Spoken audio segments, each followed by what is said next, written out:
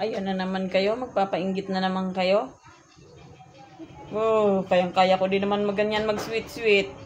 Mamaya hintayin ko si Dudong. Sweet-sweet ganyan. Ganyan din kami mamaya.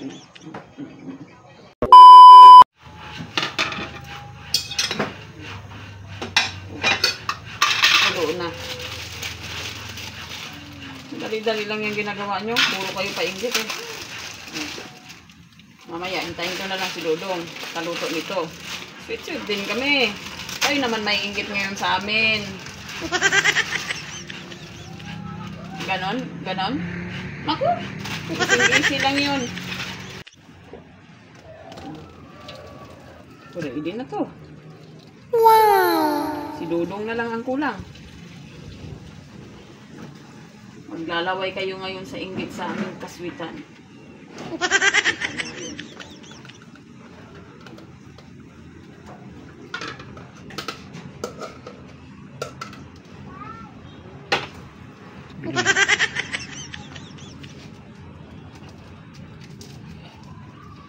Yum, yum, yum, yum.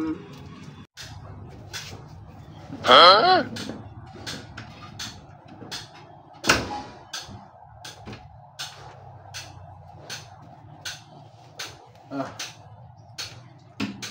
Uy, Dong, tama-tama, nandiyan ka na. Oh. Antok na ako, gano'n tayo sa'yo. Halika, may merienda tayo. Anin? Umupo ka, umupo. Ate, may merienda tayo. Handa talaga ako nito, Dong. Ano ko siya? Hindi, ito. Anin ko yan, hindi naman ako marunong yan. Bago ka kakain, ipitin mo muna yung uso ko. Ito, ipitin mo. Dali. Bakit ko ibigyan ang uso mo? Para sweet.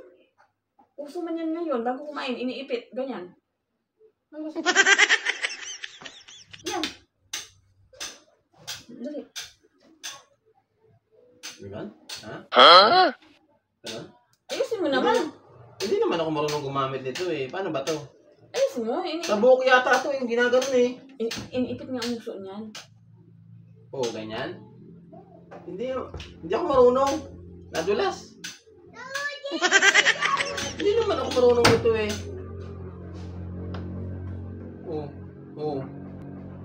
Kahit nga yung ilong mo, hindi ko... Tapos? Hindi ganyan. Ano? Kita naman yung bungal ko eh. Ano? Ayusin mo. Paano ko ayusin? Huwag kang umanga. Tapos, ano gagawin ko? Ano yun? What? Ano? Pasit Canton? Ano nga? Ang labo mo naman eh. Kumuha ka na ng kutsara to. Kaya na tayo. Ano nga lang kukuha ng kutsara? Kung ayaw mo, bahala ka. Gugutom na ako eh. Kanina pa ako hindi nakain. Bahala ka dyan mag-isa.